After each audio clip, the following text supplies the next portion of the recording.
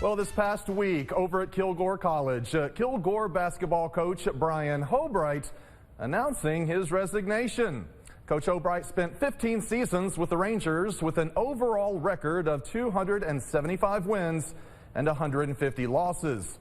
It was in the 2020-2021 season that the coach led the team to a phenomenal 31-3 record, winning the conference championship and making an Elite Eight appearance at the NJCAA Basketball Championship.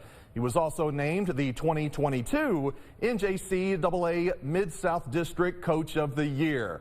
He is the second winningest coach in the history of the Kilgore College basketball program.